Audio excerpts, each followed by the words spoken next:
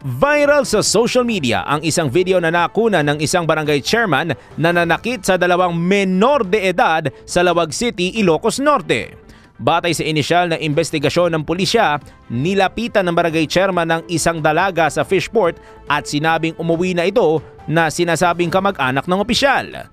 Nang tumalikod siya, sinundan umano siya ng chairman sakay ng sasakyan at paulit-ulit siyang binangga.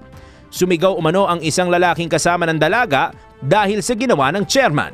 Dito naman nabaling ang atensyon ng chairman at sinampal ito.